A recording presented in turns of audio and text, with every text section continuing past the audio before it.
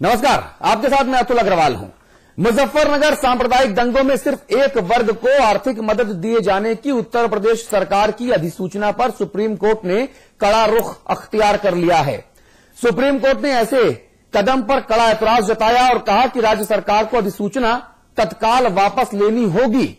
अदालत ने राज्य सरकार से कहा कि वो नई अधिसूचना जारी करके हिंसा प्रभावित सभी लोगों को समान मदद मुहैया कराए। हिंदू और मुसलमान के साथ भेदभाव नहीं चलेगा।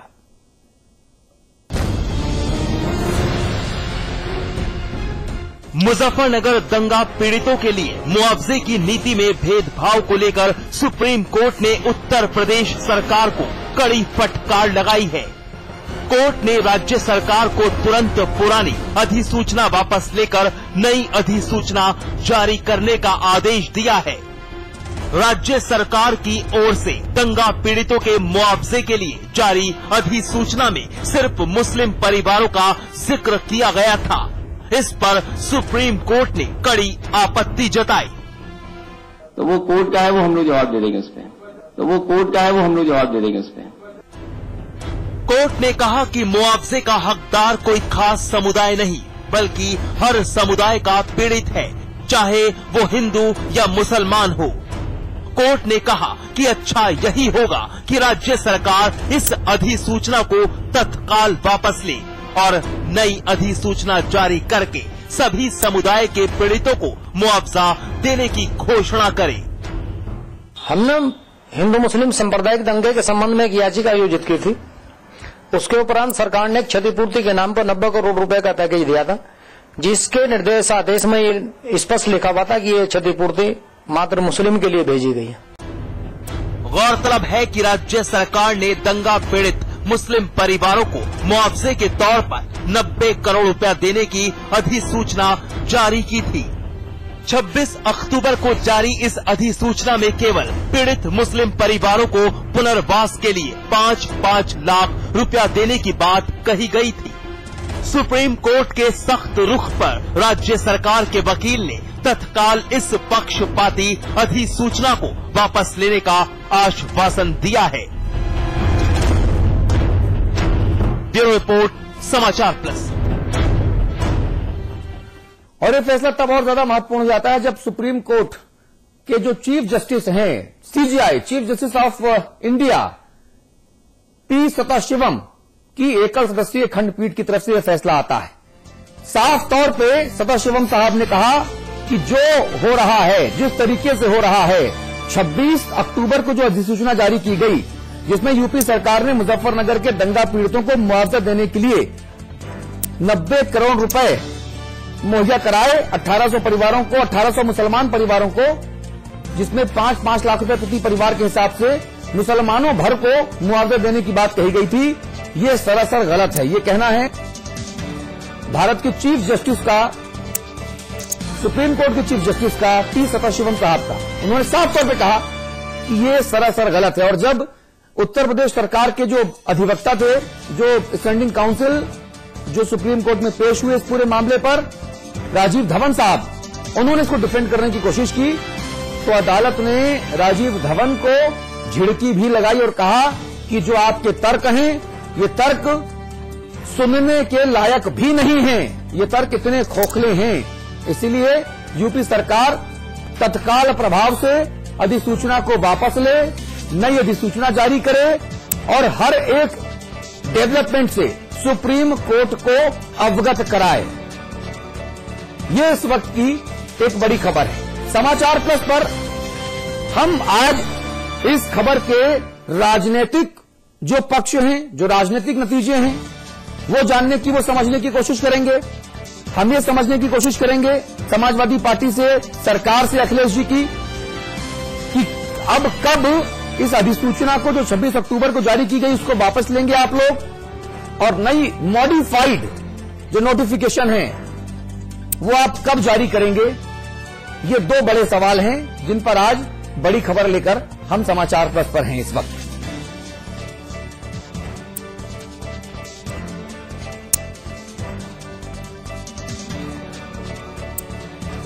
हम बता दें आपको कि सीजीआई पी सदाशिवम की एकल सदस्यीय खंडपीठ का ये बड़ा फैसला है।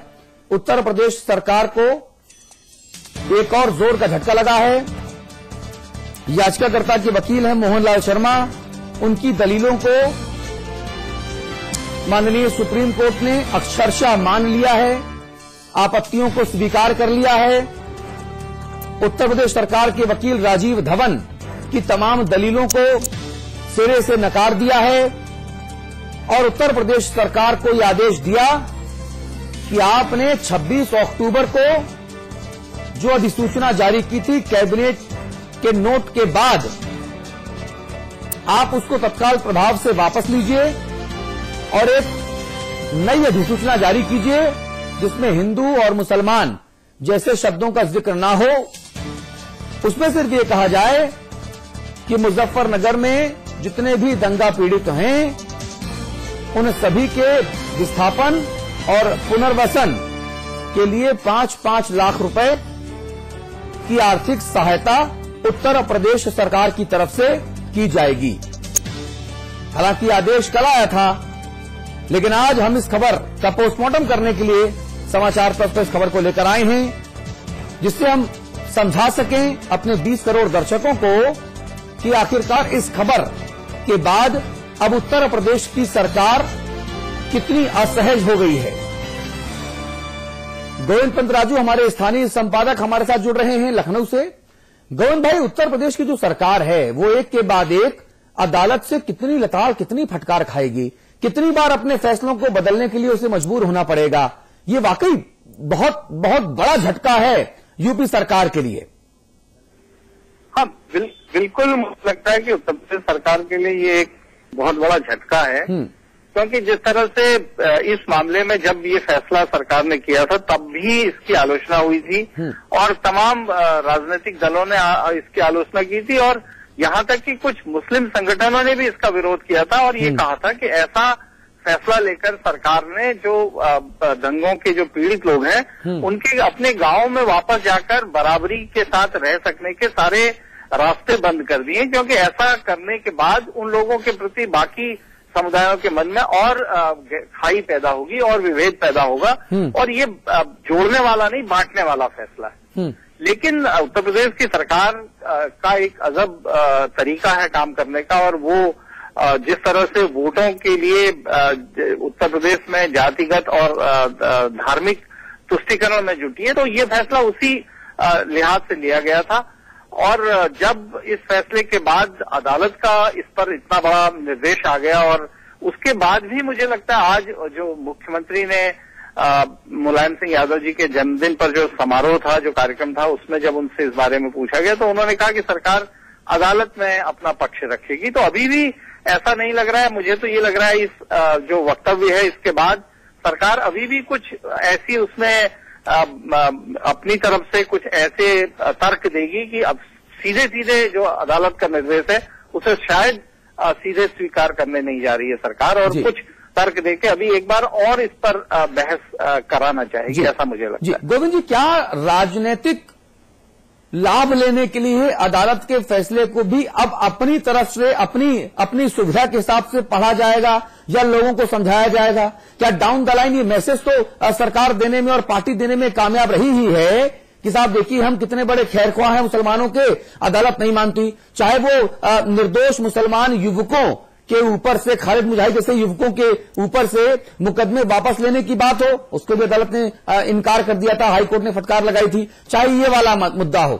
तो समाजवादी पार्टी जो है वो अपने हार्डकोर वोटरों को मैसेज देने में तो सफल रही ही है। अब अदालत भले ही रोक रही हो तो कोई दिक्कत नहीं। कोशिश तो सरकार की लगातार यही रही है अतुल जी, और जिस तरह से जो पिछला लोकसभा चुनाव था उसमें समाजवादी पार्टी को 30 से उनकी सीटें अगर घटी थी तो उसकी सबसे बड़ी वजह ये थी कि जो मुस्लिम मत है वो कांग्रेस की तरफ चला गया था और समाजवादी पार्टी इस बार ऐसा कोई भी मौका हाथ नहीं।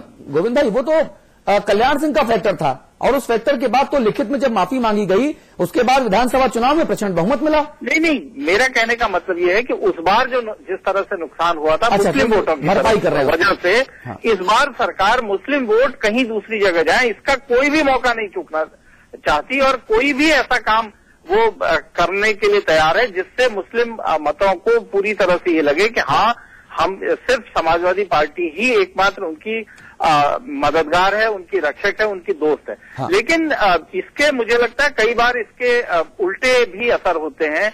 अगर जो निरपराध और निर्दोष मुस्लिम युवकों को जेल से छोड़ने के जिस फैसले की बात हो, उसको लेकर एक संगठन रिहाई मंच, जिसमें मुस्लिम मौलानाओं का और मुस्लिम युवाओं का, मुस्लिम बुद्धिजीवियों का भी बहुत बड़ा प्रतिनिधित्व है, वो इस सरकार के खिलाफ उसी बात को लेकर लंबे समय से आंदोलन चला रहा है। और वो बार बार सरकार को बेनकाब कर रहा है कि सरकार मुस्लिम तुष्टीकरण के नाम पर भी मुसलमानों के साथ धोखा दे रही है। ऐसा ही जैसे मैंने कहा कि इस मुजफ्फरनगर वाले फैसले को लेकर भी कुछ मुस्लिम संगठनों की ये प्रतिक्रिया थी कि इससे मुसलमान और अल्पसंख्यक स्थिति में आ जाएंगे और समाज में उनके जो बाकी लोगों के साथ उनके जो रिश्ते हैं उसमें खाई पैदा होगी। तो ऐसा भी हो सकता है कि जो ये अतिवाद तुष्टीकरण का सरकार कर रही है वो कहीं सरकार के लिए मुश्किल भी पड़ सकती है, क्योंकि मुस्लिम तबका भी इस बात को सोचने लगा है कि क्या ये दोस्ती करके, रक्षक करके क्या हमको इस्तेमाल तो नहीं किया जा रहा है। तो ये बात समाजवादी पार्टी के लिए भारी भी पड़ सकती है। जी, ये बात समाजवादी पार्टी के लिए भारी भी पड़ सकती है। राजनीतिक तौर पर इसके जो नतीजात हैं वो जो भी हों, लेकिन सुप्रीम कोर्ट से कल एक और फटकार लगी है। अदालत ने कहा है कि साहब, जो 581 लोग आपने गिरफ्तार किए मुजफ्फरनगर दंगों के मुताल्लिक, उनके नाम और पते और किन किन दफाओं में उनको आपने गिरफ्तार किया वो भी आप सार्वजनिक कीजिए। तो क्या अब एक बार फिर से डाउन द लाइन यही मैसेज देने की कोशिश की जाएगी कि आपने कितने हिंदू पकड़े और कितने मुसलमान पकड़े? क्या फिर जब ये सूची सामने आएगी तो एक नए सिरे से फिर एक अलगाव की राजनीति शुरू होगी क्या गोविंद भाई? अब हो सकती है बिल्कुल। और इस सूची के बाद जो आरोप बीजेपी लगा रही है खासतौर पर समाजवादी पार्टी की सरकार के ऊपर कि वो सिर्फ बीजेपी के लोगों को निशाना बना रही है, या जो खाप से जुड़े लोग हैं या जो दूसरे राजनीतिक दलों से जुड़े लोग हैं उनको निशाना बना रही है, और जो एक खास संप्रदाय के लोग और दंगों से समाजवादी पक्ष के जो लोग हैं उनको बिल्कुल जुड़े लोगों के खिलाफ कोई कार्रवाई नहीं की गई। तो अगर वो लिस्ट सार्वजनिक होती है तो मुझे लगता है कि इस बात का भी खुलासा होगा कि सरकार की कार्रवाई जो दंगों के बाद, दंगों से जो खराब स्थितियां पैदा हुई हैं उससे निपटने के लिए जो कार्रवाई की जा रही है वो भी क्या तटस्थ है, वो भी क्या वास्तविक है, या वो भी तुष्टीकरण के तहत की गई है। मुझे लगता है इसका भी खुलासा इस सूची के बाद हो सकेगा। जी, भारतीय जनता पार्टी के प्रदेश प्रवक्ता भाई विजय बहादुर पाठक हमारे साथ जुड़ गए हैं। पाठक साहब, स्वागत है आपका समाचार प्लस पर। जी नमस्कार पाठक साहब, बहुत बहुत नमस्कार आपका। मैं सिर्फ आपको दो सवाल की तरफ आपका ध्यान आकर्षित कराना चाह रहा था। पहला सवाल सिर्फ इतना कि उत्तर प्रदेश की सरकार को सुप्रीम कोर्ट से एक के बाद एक दो जो जबरदस्त झटके लगे हैं। पहला झटका सिर्फ ये कि साहब सुप्रीम कोर्ट ने कह दिया कि आप 1800 मुसलमान परिवारों को 5-5 लाख रुपए प्रति परिवार की दर से जो 90 लाख रुपए का मुआवजा दे रहे हैं। और हम और आप अमिताभ जी के साथ, गोविंद भाई के साथ इस पर आगे भी पहले भी चर्चा कर चुके हैं कि 23 लाइन के इस कैबिनेट नोट में 7-8 बार मुस्लिम मुस्लिम मुस्लिम मुस्लिम लिखा है जो मेरे हाथ में है। तो एक इसके राजनीतिक और सामाजिक जो नतीजे हैं वो क्या होंगे? दूसरा सवाल इसी से जुड़ा हुआ वो ये कि साहब सुप्रीम कोर्ट ने यह भी कहा, कॉलिन गोंसाल्विस एक वकील हैं, उनकी याचिका पर उन्होंने कहा कि साहब जिन 581 लोगों को आपने गिरफ्तार किया उनके नाम, पते और उनके अपराध और धाराएं जरा वही बता दीजिए सुप्रीम कोर्ट को। अतुल भाई, सबसे पहले तो हम आपको बधाई देंगे कि इस पूरे प्रकरण को लेकर के जिस तरह समाचार प्लस ने इस विषय को उठाया था जी, और संयोग से मुझे भी उस दिन आपने ये अवसर दिया था आपके चैनल पर बात करने का जी। और जब ये सारी जानकारी हुई तो क्या एक बेसिक सवाल उस समय आपने उठाया था और आदरणीय अमिताभ जी ने उठाया था, समाचार प्लस ने उठाया था कि क्या सरकार मजहब के आधार पर तय करेगी? उस समय भी कहा था और ये कहा गया था कि सरकार किसी एक जाति और एक मजहब की सरकार होती नहीं है। दंगों में एक पक्ष का नुकसान नहीं होता है, दंगों में जब भी नुकसान होगा दोनों पक्ष का होगा, किसी का कम किसी का ज्यादा। फिर इस तरह की अधिसूचना क्यों जारी हुई? और कल जब कोर्ट ने इस बात को कहा, मैं एक तीसरी घटना भी आपको जोड़ना चाहूंगा।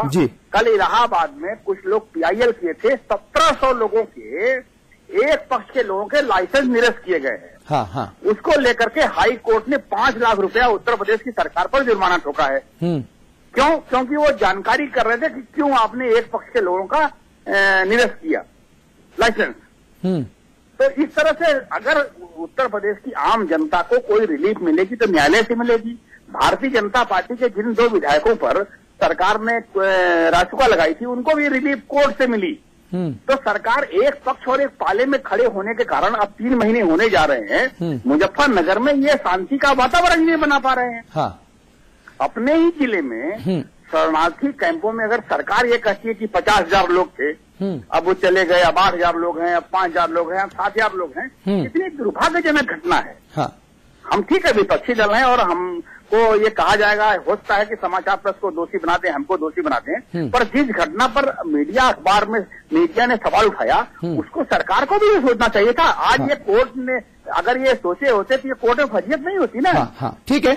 भाई गोविंद पंत राजू, मेरा सवाल अगला आपसे ये है कि जिस तरह से सांप्रदायिक शक्ति का गाना गाने वाली सत्तारूढ़ समाजवादी पार्टी भाजपा को, राष्ट्रीय स्वयंसेवक संघ को, विश्व हिंदू परिषद समेत बजरंग दल और तमाम दूसरे दलों को सांप्रदायिक शक्तियां कहती है, क्या अब सपा को अपने गिरेबान में झांक कर देख लेने का वक्त हो गया है कि क्या भाजपा में और सपा में कोई विशेष अंतर है क्या?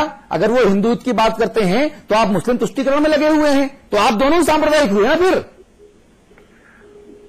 नहीं, बिल्कुल।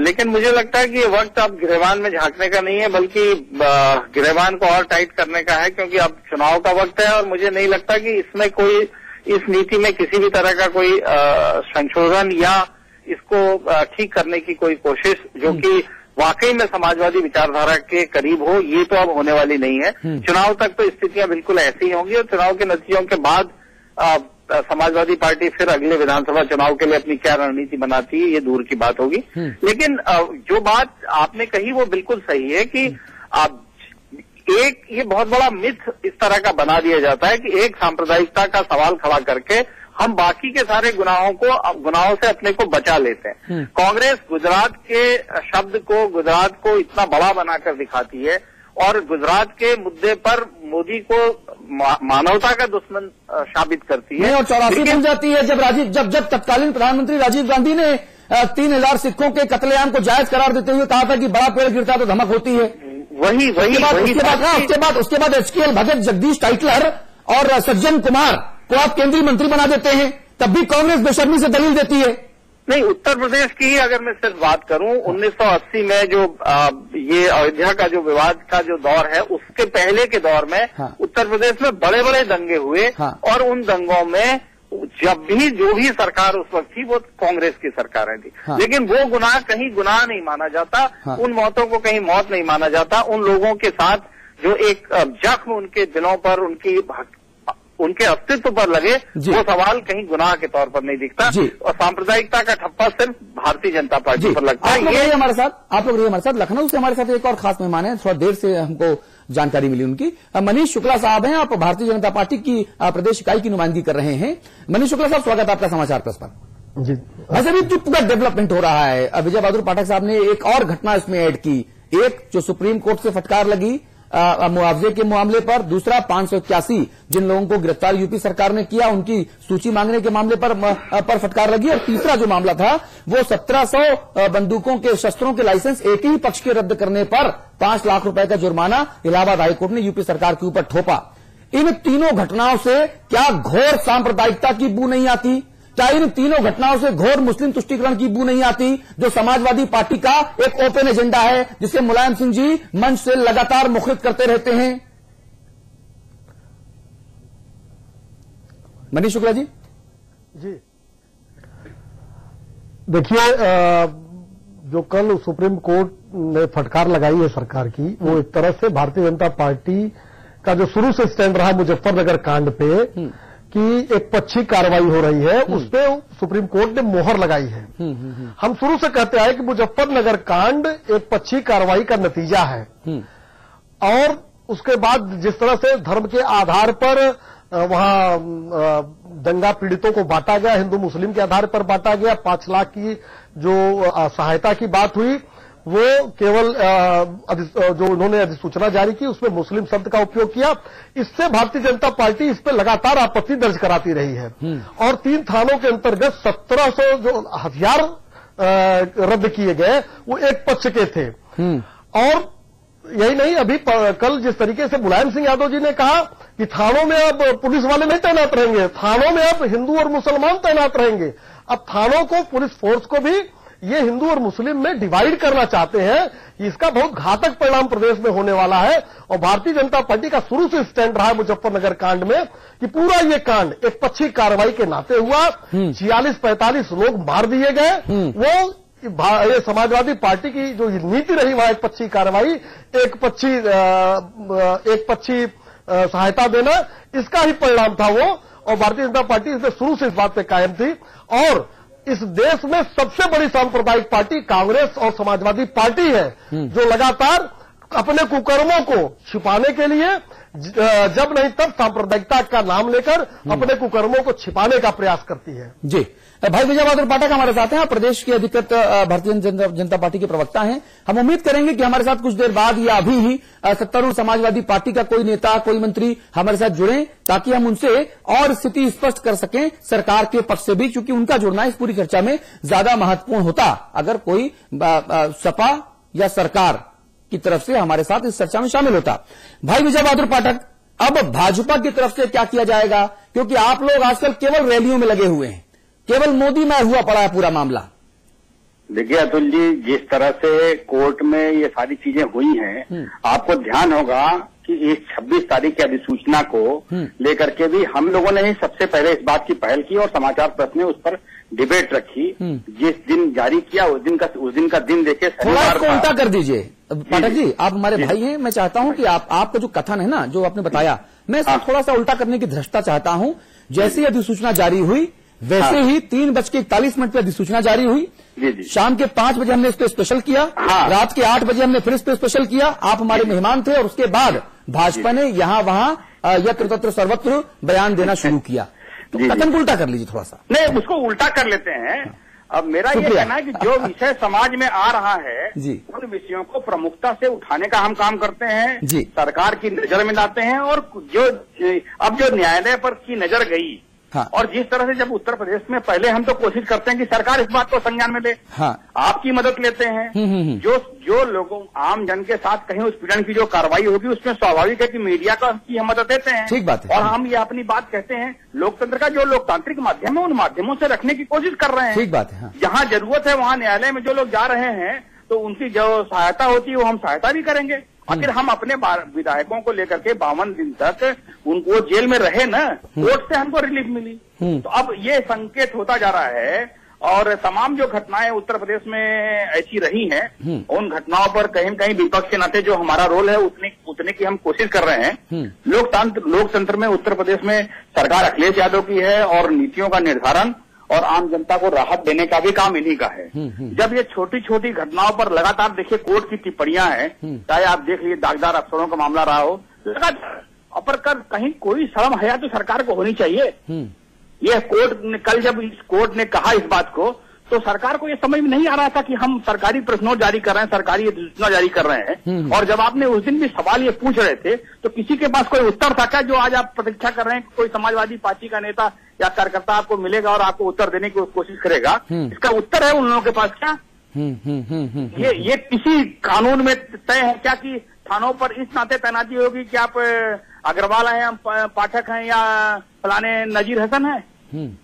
मजहब के आधार पर तैनाती होगी, जाति के आधार पर तैनाती होगी। अगर ये सारे काम हो रहे हैं, मंचों से कहे जा रहे हैं, तो मतलब न ये संवैधानिक है, न ये नीति संगत है सरकार के लिए। ठीक है, पर सरकार कर रही है इस काम को। ठीक है, बहुत शुक्रिया भाई विजय बहादुर पाठक, बहुत धन्यवाद। मनीष शुक्ला साहब, आपसे आखिरी कमेंट लेना चाहूंगा। हम टेलीविजन स्टूडियोज में नजर आते हैं, अखबारों में छपते हुए दिखते हैं, लेकिन हम सड़कों पर इतने गंभीर मुद्दे को लेकर उतरते नजर नहीं आते। क्यों होता है ऐसा? जी, मुजफ्फरनगर कांड में जिस तरीके से सरकार की भूमिका रही, वहां पीड़ित पक्ष के साथ अगर कोई खड़ा रहा है तो भारतीय जनता पार्टी खड़ी रही है। यही नहीं, मुजफ्फरनगर कांड के अलावा चाहे बिजली दर की बढ़ोतरी का मामला रहा हो, हम सड़क पर उतरे, चाहे महिलाओं के प्रति बढ़ते अत्याचार का मामला रहा हो, हम एनेक्सी पे गए, और इस तरह से पूरे प्रदेश भर में चाहे बरेली में दंगे हुए रहे हो, चाहे जहां जो भी समस्याएं रही हो, भारतीय जनता पार्टी लगातार सड़कों पर भी उतर रही है। और हमारे कई विधायक केवल संगीत सोम और सुरेश राणा ही नहीं जी, हमारे कार्यकर्ता वहां पे केशव मौर्य विधायक हैं, धर्मांतरण को लेकर वो जेल में है, प्रतापगढ़ में ब्रजेश सौरभ ने जनहित के मुद्दे पर संघर्ष किया और जेल में है। ठीक है, भारतीय जनता पार्टी एकमात्र राजनीतिक दल है उत्तर प्रदेश में जो लगातार जनहित के मुद्दों पर लड़ाई। अच्छा, भारतीय जनता पार्टी एकमात्र ऐसा दल है जो लगातार जनहित के मुद्दों पर काम करता है, लेकिन उसके बावजूद जनता भाजपा का हित नहीं साध पाती। ये तो बड़ा घोर विरोधाभासी बयान दे दिया आपने कि आप जनता के हितों के लिए काम करते रहते हैं, लेकिन जनता आपके हितों को ठेंगा दिखा देती है, वोट ही नहीं देती है आपको। ये दिक्कत है भाई साहब। अतिशयोक्ति अलंकार का इस्तेमाल कीजिए, लेकिन इतना न कीजिए कि वो वजह हो जाए। अगर 1 मिनट अवसर दीजिए तो मैं अपने विषय को रख दूं। बोलिए जी। देखिए, हमने जो कहा कि भारतीय जनता पार्टी एकमात्र राजनीतिक दल है, मैं उस पर अडिग हूं, इसलिए अडिग हूं कि एक दल है, ये आपका कर्तव्य अडिग रहना। आप भाजपा के प्रवक्ता हैं, ये आपका कर्तव्य उसमें अडिग रहना। लेकिन सवाल मैं भी पूछूंगा कि अगर भाजपा ही एकमात्र जनहित का काम कर रही है तो जनता भाजपा के हित में उसे वोट क्यों नहीं देती? सर 1 मिनट का अवसर दीजिए तो मैं अपना विषय रख दूं। जी, बहुत अच्छे जी सर। एक दल इस उत्तर प्रदेश के राजनीतिक हालातों में एक दल है बसपा, जो जिसकी मुखिया है, अभी 3 बजे उन्होंने भी प्रेस किया, वो उत्तर प्रदेश केवल वोट और नोट लेने आती हैं। और एक दल है कांग्रेस, जो अभी पिछले 4-5-7 सालों से ये मुद्दा है ही नहीं। मैं तो केवल आपके एक सेंटेंस पर सवाल उठा रहा हूं कि अगर आपकी पार्टी और आपके तमाम नेता और आपके सहयोगी अगर घोर जनहितकारी कार्यों में लगे हुए हैं तो जनता आपको वोट क्यों नहीं देती? ये सवाल छोड़कर जा रहा हूं। आप अंतर्मन में इस सवाल का जवाब टटोलिएगा। उम्मीद करूंगा कि आपको जब ईमानदारी से आप मंथन करेंगे खुद से अंतर्मन में, तो आपको उसका जवाब जरूर मिलेगा। बहुत बहुत धन्यवाद भाई मनीष शुक्ला साहब। गोविंद पंत राजू साहब हमारे साथ हैं। एक सवाल, आखिरी सवाल उनसे पूछूंगा। भाई गोविंद जी, नई अधिसूचना कब तक आ सकती है? पुरानी अधिसूचना वापस कब तक ली जा सकती है? अभी आज जिस तरह से मुख्यमंत्री ने जब उनसे पूछा गया था उस पर जो कहा है, उसमें उन्होंने ये कहा कि हम अदालत के सामने अपना पक्ष रखेंगे। तो मुझे लगता है कि अभी सीधे सीधे सरकार अधिसूचना लाएगी, मुझे इसमें थोड़ा संदेह दिख रहा है। मुझे लगता है कि अदालत के सामने अपना पक्ष रख के कुछ बातों को, कुछ तर्कों को अभी सरकार की तरफ से रखने की कोशिश की जाएगी। ऐसा उनका जो आज का जो उनकी प्रेस से जो बात करते हुए उनका जो बयान है, उसके आधार पर मैं अपना निष्कर्ष इस तरह से निकाल रहा हूँ। हो सकता है अगर ऐसा नहीं है तो जो उन्होंने कहा है कि अपना पक्ष अदालत के सामने रखेगी, तो ऐसा भी हो सकता है कि वो अधिसूचना के साथ ही जाए, लेकिन मुझे लगता है किसी भी हालत में सोमवार से पहले तो ये बात संभव नहीं। चलिए, बहुत बहुत धन्यवाद भाई गोविंद पंत राजू, हमारे स्थानीय संपादक, इस तमाम मुद्दे पर अपनी बातचीत हमारे दर्शकों तक पहुंचा रहे थे। सवाल बहुत बड़ा ये है कि क्या उत्तर प्रदेश की अखिलेश यादव जी की जो सरकार है, समाजवादी पार्टी जो है, वो सिर्फ मुस्लिम और यादव इन्हीं दो की सरकार है? हाल फिलहाल जो हो रहा है उसे तो यही लगता है कि आप यादवों के लिए, आप मुस्लिमों के लिए किस तरह से नीतियों को बनाते हैं, किस तरह से नीतियों को परसीव करते हैं, किस तरह से नीतियों को लागू जबरन कराते हैं। अदालत के डंडे के बाद आपको यूटर्न लेना पड़ता है, लेकिन उसके बावजूद आप मैसेज देने की कोशिश करते हैं। क्या ये समाज को बांटने वाली नीतियां नहीं हैं? अगर नहीं है तो माननीय मुलायम सिंह साहब, माननीय अखिलेश जी, माननीय आजम खान साहब, ये हमको समझाएं। हम समझना चाहते हैं आप तीनों वरिष्ठ नेताओं से, आप तीनों जिम्मेदार लोगों से, ताकि हम अपना ज्ञानवर्धन कर सकें। बहरहाल हाल फिलहाल देख के ये लगता है कि आप लोग सिर्फ और सिर्फ तुष्टीकरण पर आमादा हैं और कुछ नहीं। आप सभी का बहुत शुक्रिया। समाचार प्लस पर खबरों का सिलसिला लगातार जारी है। नमस्कार।